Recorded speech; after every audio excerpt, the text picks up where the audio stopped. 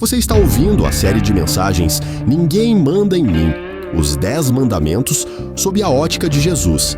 Eu sei, só de ouvir 10 mandamentos, talvez você pense que já querem mandar em você. Afinal, desde pequenos sonhamos com a liberdade de sermos donos do próprio nariz. Mas aí vem as contas, o chefe, os clientes e a nossa família. A verdade é que você não vive sem um senhor. Ou seja, a grande questão não é se alguém vai mandar em você, mas quem vai mandar em você. Agora fique com o sermão deste domingo e para saber mais, siga nosso Instagram, @anglicanaverbo, conduzindo pessoas rumo à maturidade.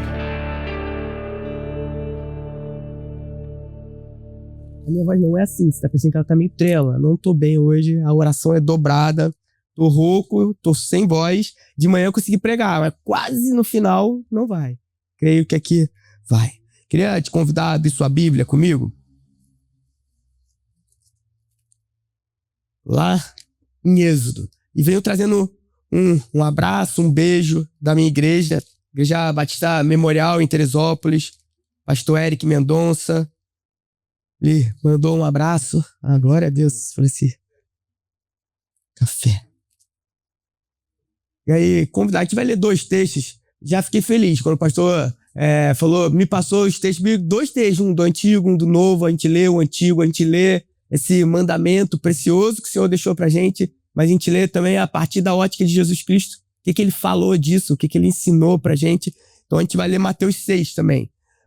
Mateus capítulo 6, verso 19, e Êxodo capítulo 20, verso 3. Eu não posso. Mas deu uma vontade de vir aqui todos os domingos para acompanhar essa série. Que série é igual série mesmo, né? É igual série, dá vontade. Mas vai ficar online isso aí? Vai. Vou assistir. Já sei quem vai dar o do Não Adulterarás. A melhor escolha possível. Então, já vou fazer um convite para a igreja aqui, com licença. Não falte. Acompanhe, participe. Como você participa de uma série, participa dessa série aí também. Êxodo capítulo 20, verso 3, fala assim: não terás outros deuses além de mim. E aí vamos para Mateus. Mateus capítulo 6. A gente vai ler do verso 19 até o verso 24. O que Jesus Cristo falou desse texto? Esperar você achar, se achou. Não ajunteis tesouros na terra, onde traça e ferrugem os consomem, e os ladrões invadem e roubam. Mas ajuntais tesouros no céu, onde nem traça nem ferrugem os consomem, e os ladrões não invadem nem roubam. Porque onde estiver o teu tesouro, aí estará também o teu coração. A candeia do corpo não são os olhos, a candeia do corpo são os olhos, de modo que se os teus olhos forem bons, todo o teu corpo terá luz. Se, porém, os teus olhos forem maus, o teu corpo estará em repleto de trevas. Se, portanto, a luz que há em ti forem trevas, que grandes trevas serão. Ninguém pode servir a 2 senhores, porque ou odiará um e amará o outro, ou se dedicará a um e desprezará o outro. Não podeis servir a Deus e às riquezas. É verdade isso aí, né? Pura verdade. Calvino, ele escreveu, ele falou que o coração humano é uma fábrica de ídolos. E é pura verdade. O nosso coração, ele é propenso a criar altares, a idolatrar pessoas. Coisas boas a gente transforma em Deus, em ídolos, em coisas que não são tão legais. A gente pode pegar um teólogo que a gente admira, um pastor que prega a palavra, que cuida da gente. A gente pode transformar tudo isso em Deus na nossa vida. E aí entenda como Deus como qualquer coisa que toma o lugar de Deus na nossa vida, o lugar que Deus deveria ter no nosso coração, na nossa vida. Qualquer coisa que toma isso, Deus, ídolo, que eu e você criamos. Tem um livro que virou série, eu não sei, tem em algum streaming, não sei se ainda existe, mas lembro de ter visto propaganda. Mas tem um livro do Neil Gaiman que é Deuses Americanos. Um livro muito legal. E aí o Neil Gaiman, ele narra a história de um homem americano que ele vai vivendo a vida dele e em um determinado momento ele começa a descobrir que nos Estados Unidos... Gente, romance, tá? Ele começa a descobrir que os Estados Unidos está tomado por deuses, espíritos, divindades, Odin, Anansi. Ele vai vivendo e vai descobrindo que esses deuses estão tomando conta dos Estados Unidos. Só que, além disso, existe uma batalha entre os deuses. E aí, o legal do livro é esse. Esses deuses, que o livro chama de deuses antigos, estão perdendo sua força. Eles pararam de ser idolatrados, eles pararam de ser amados, então eles estão perdendo as suas forças e estão morrendo. E aí, a batalha deles é com os novos ídolos. E aí, os novos ídolos falam muito pra gente. Tecnologia, consumismo, rede social. Ele vai mostrando cada um desses como um deus em batalha com os deuses antigos e vencendo a batalha. Vencendo a batalha. E, de verdade, acho que é uma batalha que a gente precisa travar todos os dias também. Muitas coisas a gente coloca no lugar de Deus. Esses deuses não salvam, esses deuses não amam, esses deuses não se relacionam com a gente, mas a gente dá um valor tremendo para isso, né? Pro tempo que a gente passa numa rede social, pro que a gente escuta de certas pessoas, e a gente vai amando, idolatrando essas pessoas. E aí, assim como no livro, Êxodo lembra a gente também que só o Senhor é digno de ser adorado. Qualquer outro que a gente coloca no lugar dele é só criação humana. Tem poder para te salvar, não tem poder para mudar a sua história, não tem poder para te transformar e vai acabar te matando. O legal, e o pastor falou isso na internet também, legal que muita gente olha para os 10 mandamentos e percebe os 10 mandamentos como algo feito para escravizar o ser humano, como algo feito para acabar com a gente. De verdade, a gente pode... Eu não dou conta, né? Eu não daria conta. 10 mandamentos, mais os preceitos legais. De fato, seria difícil. De fato, não seria algo tranquilo da gente fazer. Só que quando a gente vê cada um desses mandamentos que o Senhor vai apresentando pra gente e percebendo o coração dos 10 mandamentos, e a gente precisa perceber o coração desses 10 mandamentos, é que o Senhor quer se relacionar com o seu povo. Ele quer que a gente ame Ele, quer que a gente ame outras pessoas. Que a gente ame aquelas pessoas que vão cruzando a nossa vida, que vão cruzando a nossa história, que a gente possa participar dessas vidas e que a gente possa fazer isso a partir de um relacionamento que a gente tem com Ele. E a primeira dessas leis, o primeiro desses mandamentos é: não terás outros deuses além de mim. E aí Mateus vai colocar, não sei se você lembra lá do The Chosen, que também tem essa cena ali, né, de Jesus preparando os mandamentos, o discurso dele ali para falar naquela situação tão importante. A série vai apresentando naquela temporada aquilo como o ápice do discurso de Jesus, como contendo o núcleo da mensagem principal de Jesus. E aí Jesus vai dando uma atenção muito grande para aquilo. E aí quando chega ali no que a gente leu, ele vai lembrar do dinheiro. De como o dinheiro ele tem o potencial absurdo de criar na gente essa falsa sensação de segurança, essa sensação de poder, essa sensação de que a gente é bom demais, essa sensação de que a gente, com o dinheiro no bolso, dá conta de viver a nossa vida por si só. É isso que Mateus vai apresentando na boca de Jesus pra gente. E aí talvez se pergunte, mas o pastor tá ali com uma blusa de calça, de tênis, chega de carro. O problema não é o dinheiro. O dinheiro não é o problema. O problema é o lugar que o dinheiro ocupa no nosso coração. Tem uma série de mensagens muito antiga de um pastor que eu não ouço mais, mas essa série muito antiga dele chamava Nitroglicerina. E ele vai botando algumas coisas, o sagrado, o sexo, o dinheiro. Ele vai colocando essas coisas como nitroglicerina. Coisas que, mal utilizadas, têm um poder de explodir e levar a gente pro buraco. O dinheiro tem esse poder. Dinheiro não é problema. Muito pelo contrário. Imagina que vocês paguem um aluguel aqui. Imagina que vocês compraram esses instrumentos. O cafezinho que a gente toma, que tá caro hoje. Dinheiro. Então, o dinheiro não é problema. Jesus não está criticando o dinheiro. A crítica que ele faz é o lugar que o dinheiro tem no nosso coração. E ele toma um lugar muito grande. Essa semana, recebi um convite para pastorear uma igreja. E aí, é muito louco, porque em nenhum momento, e não tô falando isso pra me engrandecer não, mas em nenhum momento eu pensei no dinheiro. Não foi a primeira coisa que me veio, eu pensei em tantas outras coisas. E era engraçado que sempre que eu ia pedir oração pras pessoas, as pessoas perguntavam, quanto que vão te pagar? Quanto que vão te pagar? E sabe, não passou na minha cabeça isso? Não passou?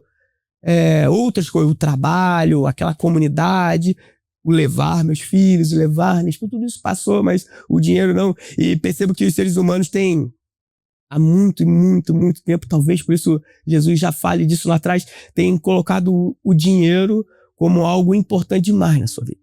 Eu não estou falando para você largar o seu trabalho, parar de estudar. Estou falando para você fazer tudo isso, porque o dinheiro pode ser usado para honra e glória no nome do Senhor. Ele pode ser usado para abençoar vidas, para a gente dar cesta básica, para a gente fazer café, para a gente pagar as nossas despesas, para a gente anunciar o reino mesmo. Mas cuidado que o dinheiro ele pode ocupar um lugar gigantesco no seu coração. Lá em Gênesis, capítulo 3, Deus, já com muita sabedoria, já vai dando pra gente quase que spoiler disso. De como o homem teria e tem hoje uma tendência a querer ser o Deus da sua vida. De se firmar em coisas, pessoas, objetos, lugares, locais que são segurança para ele. E aí, que vão além dessa segurança e que se transforma em ídolo. Eu não sei você, mas às vezes, crente supersticioso é um negócio feio demais, né? E eu sou supersticioso, Jesus.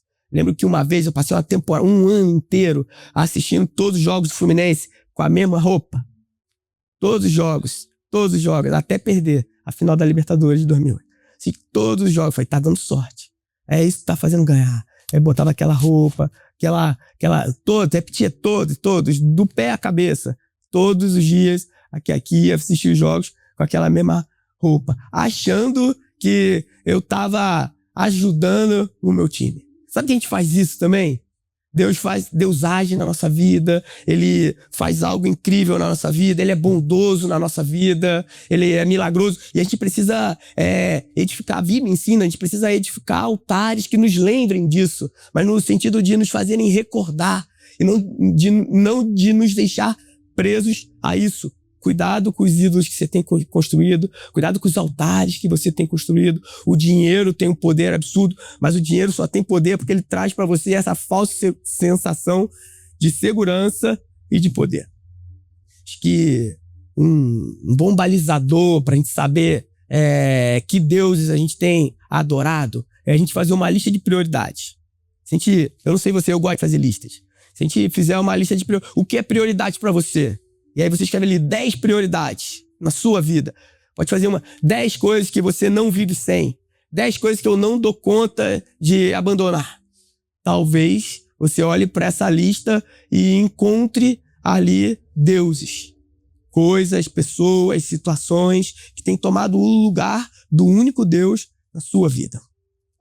O jeito que a gente toma as nossas decisões, o jeito que a gente toma as nossas decisões fala muito se a gente ama Deus de verdade, ou se a gente tem substituído Deus por outras coisas. O jeito que a gente decide, como é que você decide as suas coisas? Como é que você decide a sua vida? Aí fala, não, mas pastor, não dá tempo de orar. Outro dia o cara veio com essa. Pastor, mas tem coisa que não dá tempo da gente orar. E eu acredito que os 10 mandamentos existem para que eu e você, a gente tenha um relacionamento com Deus. Um relacionamento de intimidade com Deus. E aí quando a gente está na intimidade com Ele, a gente vai viver na nossa vida, a gente vai caminhando com Ele e a gente vai conseguir decidir as nossas situações do dia a dia, os caminhos que a gente precisa traçar, os caminhos que a gente precisa andar, como se fosse o próprio Deus agindo em nosso lugar. Tem um livro que eu gosto, eu não gosto muito de citar ele não, acho forçado, mas acho que faz sentido, que talvez você já tenha lido o que Jesus faria no meu lugar, o que faria Jesus no meu lugar. Você já leu esse livro? Esse livro mexe muito comigo, principalmente no início ali, né? Porque um mendigo chega até a casa de um pastor e pede ajuda, pede auxílio, e aquele pastor, ele tá preocupado com o sermão. Precisa fazer o sermão, e eu me vejo naquilo, preocupado com o sermão, preocupado com as coisas que tem para fazer, não dá tempo para ajudar a Jéssica com as crianças, não dá tempo para ajudar os irmãos, desliga o celular. Então, fala muito ao meu coração esse livro. E aí, aquele pastor meio que enxota aquele homem vai embora. No domingo seguinte, aquele pastor tá na igreja pregando seu sermão, que ele tinha estudado, que ele tinha se dedicado, e aquele homem tá lá na igreja. E aí, do jeito que um romance faz, né? Aquele homem morre na porta da igreja, dentro da igreja. E aquilo mexe profundamente com o pastor. Aquilo mexe muito com ele. E aí ele passa a se fazer essa pergunta. Em cada escolha que ele vai tomar, em cada decisão que ele vai fazer, fala o que Jesus faria isso? E ele convida a igreja dele, a comunidade de fé dele para participar disso. E mais pessoas vão chegando nesse movimento. E a gente vê ali no livro um avivamento acontecer naquele lugar.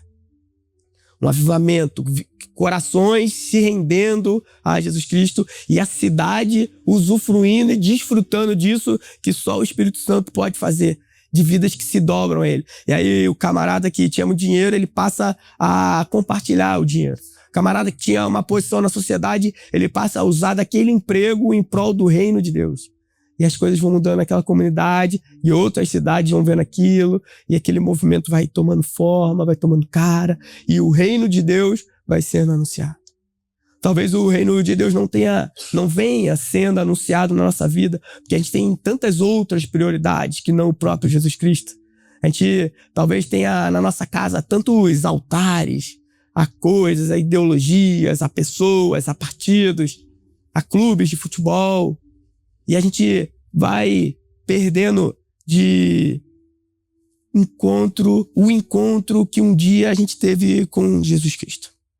Então o problema não é o dinheiro.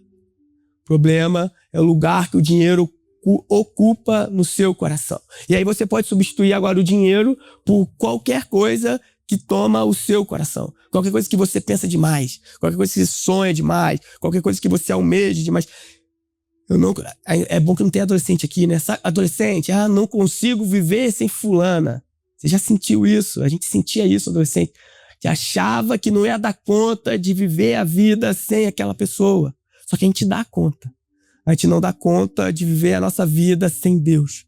Sem o Espírito Santo conduzindo a nossa história, a nossa vida. Eu não sei você, mas já pensou para pensar? Já parou para pensar quão terrível seria a sua vida sem o Espírito Santo habitando o seu coração?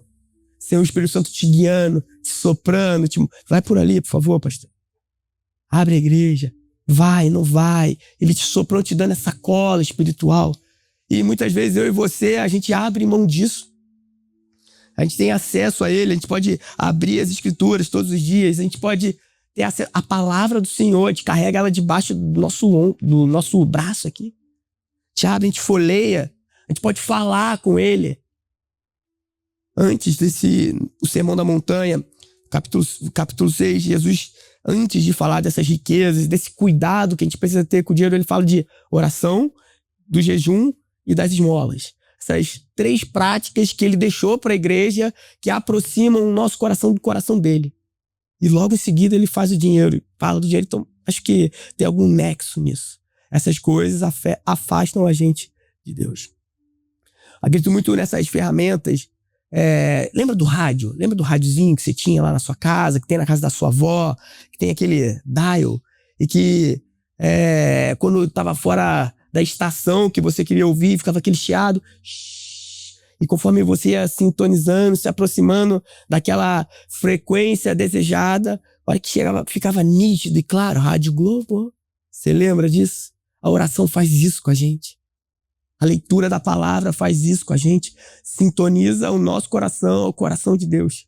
Só que a gente tem sintonizado o nosso coração em tantas outras frequências. A gente tem deixado o nosso coração bater em tantas outras frequências. Coisas que a gente parece que são bobinhas. Coisas que a gente muitas vezes acredita que não fazem mal, mas fazem mal sim. Coisas que não salvam. Coisas que não curam. Coisas que não dão sentido à vida. Porque sentido a gente só vai encontrar em Cristo. Sentido a gente só vai encontrar em um relacionamento com Ele. Tudo que você coloca no lugar de Deus vai falhar quando você mais precisar. Você pode juntar muito dinheiro. Você pode juntar milhões, bilhões. Isso uma hora vai te deixar na mão. Mas agora Cristo Jesus, que morreu por você na cruz do Calvário, nunca vai falhar com você. Nunca vai te deixar na mão. Só Ele, só o nosso Deus verdadeiro é digno de adoração. E quantas coisas você tem adorado no seu dia a dia? É curioso que muitas vezes eu paro para conversar com as pessoas e faço essas perguntas, né?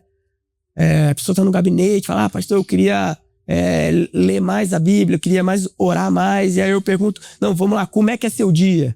O que você acorda? O que você faz? Eu não tenho muito tempo, tenho muitas coisas para fazer. E aí ela começa a narrar o dia dela, a contar o dia dela. Fala assim, tempo você tem. Deus só não é uma prioridade na sua vida. Você só não entendeu ainda que Ele é a coisa mais importante que você pode ter na sua vida. Nada é mais precioso que Ele. É o que você precisa entender, é o que eu e você precisamos entender nessa noite. Eu gosto muito do livro do profeta Jeremias. Jeremias narra um período muito conturbado da história do povo, da Bíblia. Um período onde o povo vai ser e depois é avassalado, destruído pela Babilônia. E aí ele vai dando os diagnósticos ali. Ele vai apontando a causa disso. Vários outros profetas estão profetizando junto de Jeremias. Vários profetas estão dizendo que as coisas vão melhorar, que Israel não vai ser invadido, depois ele fala que não vai ser destruído. Eles vão profetizando coisas boas. E Jeremias, ele numa luta com Deus para trazer a verdade, Deus mandando ele profetizar e profetizar desgraça.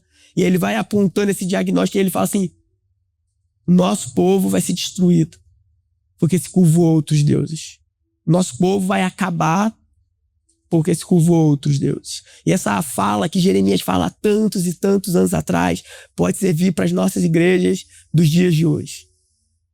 Se a gente continuar colocando deuses falsos na nossa vida, se a gente ficar enchendo o nosso coração com esses deuses que não têm poder salvífico, com esses deuses que não podem mudar a nossa história, com esses deuses que vão levar a gente para um buraco vazio, frio, escuro e que vão afastar a gente de um relacionamento com Deus. Os 10 mandamentos existem para que eu e você possamos nos relacionar com Ele. Jesus identifica isso. O problema do ser humano é o coração. Ele tenta alertar os discípulos dele, ele fala muito isso com os seus discípulos. E aí ele está falando do coração humano, com aquela mentalidade oriental, judaica, como o centro de onde emana todas as decisões, de onde todo o nosso poder de escolha vem. Coração humano. Jesus está alertando a eles isso.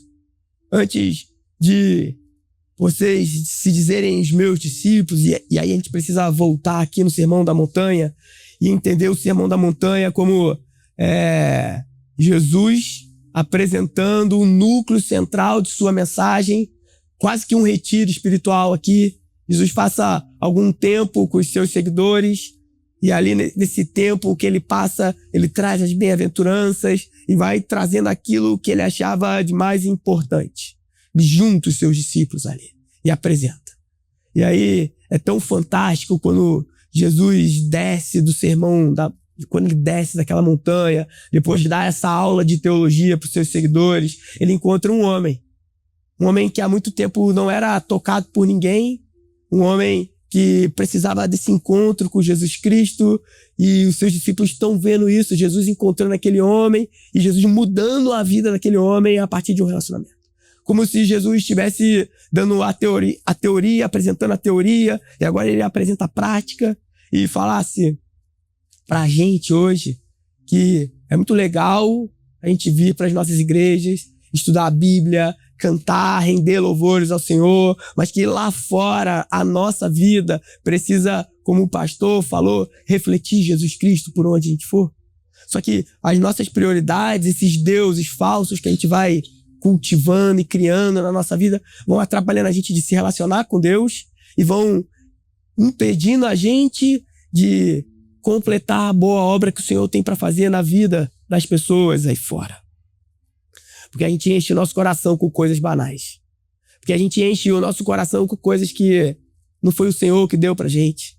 E muitas vezes até foi, coisas boas, coisas interessantes, coisas que não são banais, mas que vão tomando um espaço no nosso coração tão grande que não sobra mais tempo para nada, que a gente não se relaciona mais com o Senhor. E Deus, se você já leu a Bíblia, se você prestou atenção, você já viu que Deus não admite jamais que nada nem ninguém seja mais importante que Ele na nossa vida. Deus não aceita. O tempo todo, desde o Antigo Testamento, passando por todos os livros, no Novo Testamento, a gente vê essa tecla sendo batida e batida. Deus não admite que nada seja mais importante do que Ele. Nada, nada, nada, nada. E aí eu pergunto pra você, quem tá no trono da sua vida? Se você fizesse uma análise do seu coração e seu coração fosse exposto, você e Deus, e aí um raio-x em 3D, apresentando pra você um diagnóstico do que tem dentro do seu coração, o que tem aí dentro, o que tem te impedido de glorificar o Senhor, o que tem te impedido de reconhecer Ele de fato como Senhor e Salvador da sua vida, não com a boca, não apenas com a boca, mas com o seu jeito de viver. Por onde você vai, por onde você tem andado. Como o pastor perguntou, quem te governa? Quem governa as suas decisões? Quem governa as suas escolhas? Queria te dizer, você sempre vai ser governado por algo ou por alguém. Sempre, sempre, sempre, sempre. De novo, quer conhecer seus deuses? Faz aí uma lista de prioridade. Mas faz com cuidado, porque o ser humano sempre adora algo. Sempre. Se você não estiver adorando o Deus verdadeiro, vai ser algum desses deuses modernos aí que existem e que tomam um espaço que só Deus pode ter no seu coração. O pastor muito bem disse, o ser humano tem o sonho de ser independente. Sonho.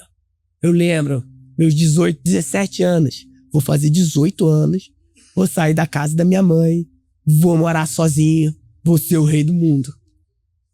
Só que a vida vem, bate forte na gente, não é assim? A gente faz uma faculdade, quando eu acabar a faculdade, vou estar cheio de dinheiro, vou ser o dono da minha vida. Doce ilusão.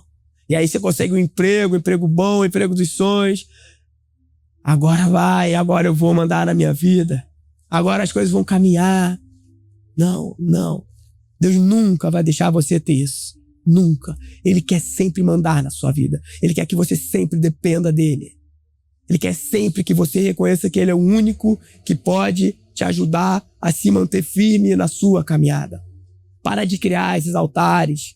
Para de encher o seu coração com coisas e pessoas. Com gente que não tem poder nenhum.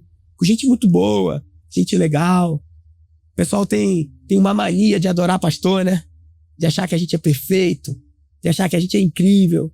A gente é legalzinho. A gente é legalzinho. Pode chamar a gente pra tomar café, pra almoçar, que a gente gosta.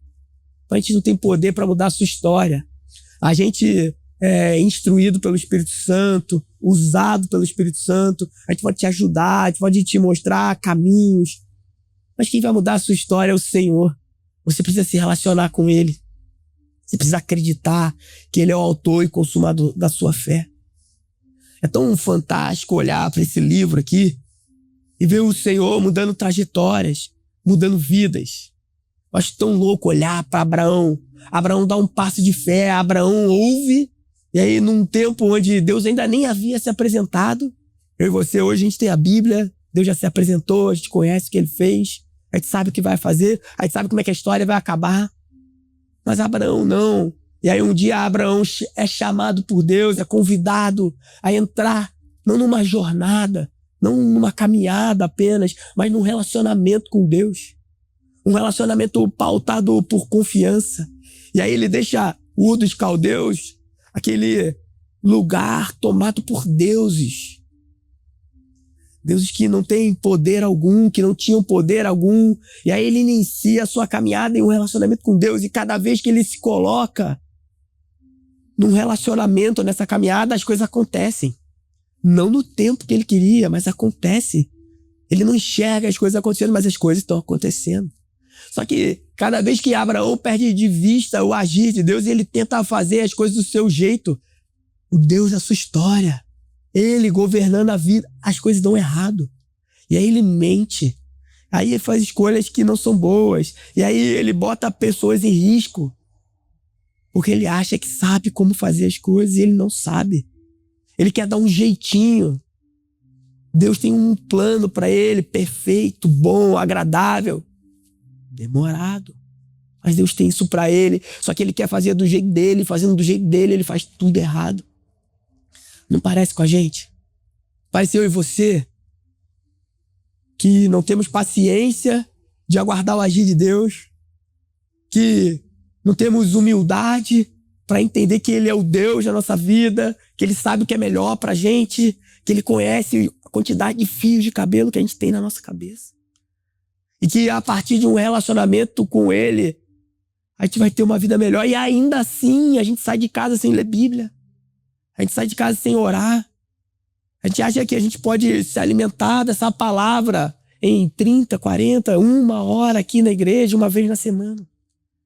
Quando a gente precisa fazer isso muito, muito, muito mais vezes, cuidado com o que tem ocupado o lugar no seu coração. Cuidado com para quem você tem aberto o seu coração. Acima de todas as coisas, guarda o teu coração. O coração do ser humano é enganoso demais, demais. Uma vez há muitos anos atrás, seminarista, fiz uma pregação. Não falei heresia não, mas se eu pudesse voltar lá naquela igreja para fazer um adendo, eu voltava. Eu falei que a vontade de Deus, ela traz paz para o coração do ser humano. Mas aonde está o coração do ser humano? Porque se o coração do ser humano estiver no dinheiro, se o seu coração estiver no dinheiro, se o seu coração estiver em pessoas, se o seu coração estiver em coisas que não são Deus, esse coração enganoso vai se encher de paz. E talvez você ouça uma mensagem como essa e possa falar, meu coração está tranquilo. Deus está em primeiro lugar. Será? Será que Ele está em primeiro lugar no seu coração?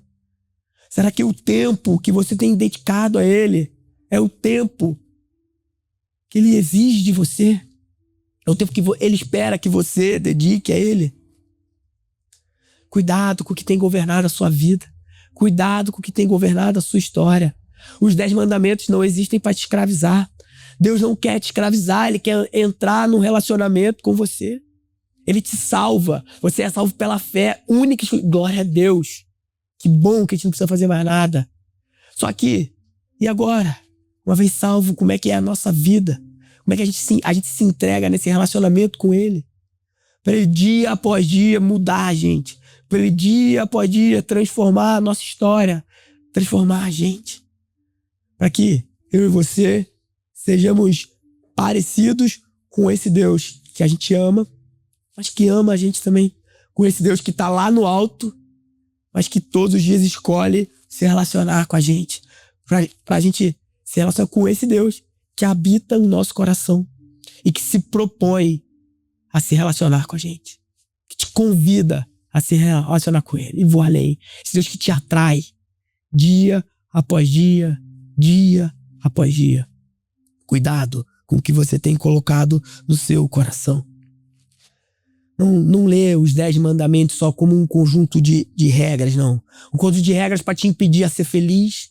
Um conjunto de regras para te dificultar a vida. E não olha para Jesus Cristo como isso aí, não. Porque isso aí ficou para trás. Eu imagino isso lá atrás. Sabe aquele judeu que Jesus fala? Para eles, o mosquito era um animal impuro, né? E aí, se tivesse um copinho de água aqui, antes de beber essa água, o que ele fazia? Ele ia coar a água. Porque vai que caiu um mosquito ali. Vai que caiu um mosquito ali. Olha que peso absurdo. O convite de Jesus Cristo não é esse. O convite de Jesus Cristo é leve, é suave, porque Ele é manso, humilde de coração e quer te ensinar na história, na escola dessa vida a ser parecido com Ele. Aceita ser parecido com Jesus Cristo. Caminha com Ele. Mas faz todo dia, sei lá, antes de dormir, antes de sair de casa. Faz uma análise do seu coração. Pensa o que tem ocupado o espaço aí. A minha hoje são 2 crianças. Ocupam um espaço absurdo no meu dia. Difícil. De madrugada, acorda. Aí não tem sono suficiente. Nem tempo suficiente. Meus são as crianças. 2 deusinhos modernos, que eu tenho um uma facilidade tremenda de idolatrar, de ficar olhando e falar que coisa maravilhosa, que coisa perfeita, que coisa... E de fato, tudo isso foi Deus que fez.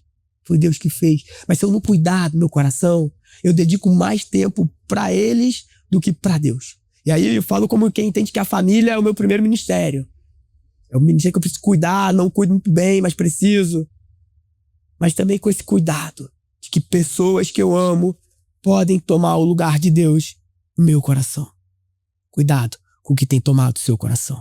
Pessoas, ideologias, política, gente, locais, lugares, igreja, religião. Tudo isso vai tomando o lugar do Deus verdadeiro, do Deus que salva, do Deus que purifica, do Deus que transforma, que nos transforma todos os dias. Pode abaixar sua cabeça pra gente orar? Deus, obrigado. Obrigado porque um dia o teu amor nos encontrou. Obrigado porque o Senhor nos resgatou. Obrigado que o Senhor pagou o preço que tinha que ser pago na cruz do Calvário e nos deu a oportunidade de ter vida, não qualquer tipo de vida, mas vida eterna, vida em abundância, vida de verdade. Só que vida vivida a partir de um relacionamento contigo, Senhor. Que a gente possa se relacionar com o Senhor todos os dias da nossa vida. Que a gente não aceite ter um relacionamento mais ou menos com o nosso Deus, Senhor.